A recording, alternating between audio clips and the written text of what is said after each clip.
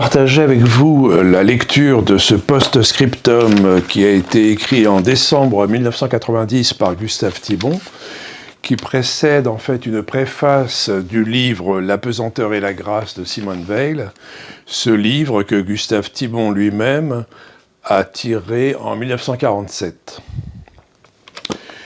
Alors avant de lire ce post-scriptum, qui est vraiment très profond, je voudrais d'une part rapporter le contexte dans lequel Gustave Thibon a fait connaissance de Simone Weil, et aussi en préambule, bien simplement une petite présentation succincte dans les grandes lignes, et pour faire très court, de Gustave Thibon.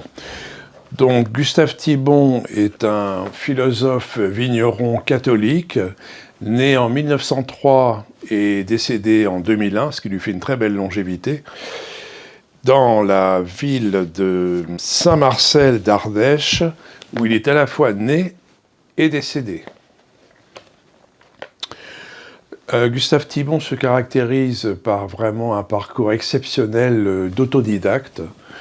Il a quasiment fait toute sa construction philosophique et religieuse en court-circuitant les circuits universitaires. Il a eu la chance dans sa jeunesse d'avoir accès à des bibliothèques très fournies dans son environnement familial immédiat en Ardèche.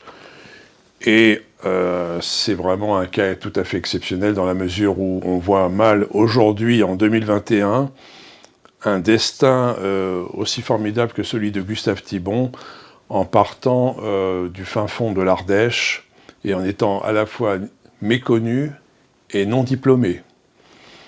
Alors quand même, cette construction en autodidacte a été très performante, on peut dire. En 1964, Gustave Thibon a obtenu le Grand Prix de littérature de l'Académie française. En 1990, le Prix Renaissance des lettres. Et en l'an 2000, excusez du peu, le Grand Prix de philosophie de l'Académie des lettres. Alors le contexte dans lequel s'est faite cette rencontre entre Gustave Thibon et Simone Weil est très intéressant, puisqu'en fait il a plutôt mal démarré. En fait, Gustave Thibon était assez réticent à l'idée de recevoir dans sa ferme d'Ardèche Simone Weil pour des travaux agricoles pendant l'été 1941. En fait, Simone Weil lui avait été recommandée par un de ses amis prêtres, je crois, et il avait fini par accepter. Alors je ne sais pas si cette réticence est due au fait que Simone Weil, bon, il savait qu'elle était philosophe et brillante, mais il savait peut-être aussi qu'elle était très fébrile et fragile physiquement. Je n'ai pas plus d'informations ni de sources sur ce sujet, mais le fait est qu'il va finir donc par embaucher Simone Weil. Et il remarque qu'après une première période difficile, où il la juge un peu rugueuse, il trouve qu'elle a, pour reprendre sa propre expression, un débit monocorde, bref, il a du mal à s'accoutumer dans les premiers temps.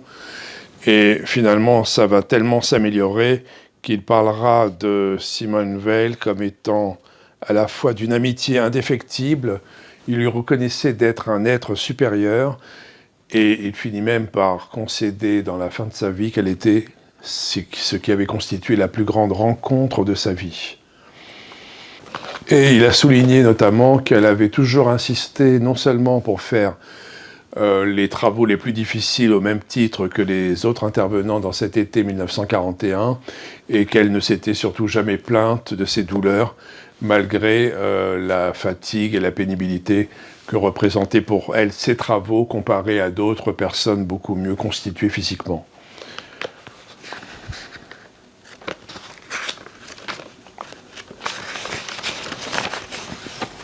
Qu'ajouterai-je à ces lignes qui datent presque d'un demi-siècle ?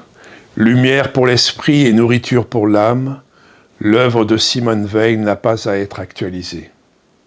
Parce qu'elle émane de ce sommet de l'être qui surplombe tous les temps et tous les lieux. Comment dater telle pensée de Platon ou de Marc Aurèle, tel vers d'Eschyle ou tel cri d'un héros de Shakespeare ? De même par excellence pour Simone Weil. La vraie lumière ne se décolore pas et les vraies sources n'ont jamais besoin d'être rafraîchies. Et qui dit intemporel dit aussi universel.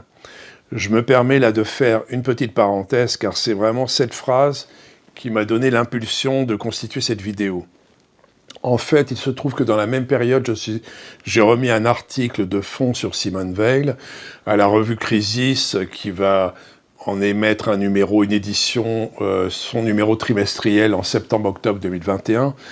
Et ce qui m'a amusé sur le plan philosophique, c'est que moi j'ai présenté le travail de Simone Weil en mettant l'accent effectivement sur cette universalité, notamment lorsqu'elle a décrypté la partie personnelle et impersonnelle de chaque individu, avec la notion de sacré, la notion d'âme qui est rattachée à chacune de ces parties, et notamment le sacré à la partie impersonnelle.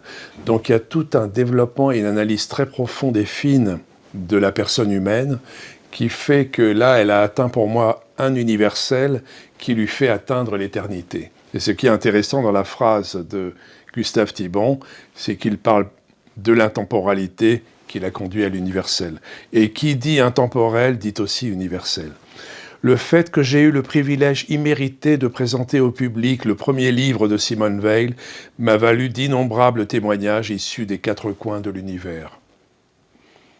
Et ce qui m'a le plus frappé dans ces témoignages, c'est qu'ils venaient des êtres les plus divers par leur origine, leur rang social, leur milieu culturel, etc. Et que tous avaient été également marqués jusqu'au fond de l'âme par la lecture d'une œuvre où ils avaient trouvé la révélation d'une vérité intérieure attendue en vain jusque-là. Au crépuscule d'un siècle où l'accélération de l'histoire a fait surgir et s'écrouler tant d'idoles, ce livre apparaît de plus en plus comme un message d'éternité adressé à l'homme éternel, ce néant capable de Dieu, esclave de la pesanteur et libéré par la grâce. Un texte magnifique qui n'est juste qu'un post-scriptum de Gustave Thibon de décembre 1990. Concernant cette période, il a évoqué deux souvenirs essentiels pour lui. Dans la dernière période, avant que Simone Weil quitte la ferme d'Ardèche, une nuit de souvenirs où ils ont passé une nuit à échanger, certainement sur des propos religieux et philosophiques. Évidemment, aujourd'hui, où on est à l'ère de la surveillance partout, omniprésente, qui devient l'obsession de nos gouvernants, il est regrettable, dans ce sens inverse, qu'on ne puisse avoir aucune trace de cette nuit qui a dû être si riche en échanges intelligibles, religieux, philosophiques, entre deux personnes de ce niveau et de ce sommet.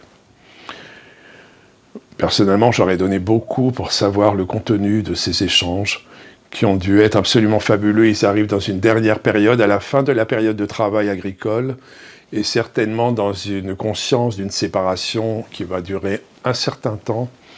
À ce moment-là, en été 1941, évidemment, ils n'ont aucune connaissance l'un comme l'autre, que c'est en fait la dernière fois.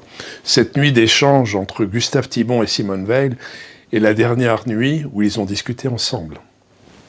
Et alors, Gustave Thibon évoque un autre souvenir lorsque, donc le jour du départ de Simone Weil, elle franchit le champ et comme au revoir, ils se disent qu'on se retrouvera dans ce monde ou dans l'autre monde.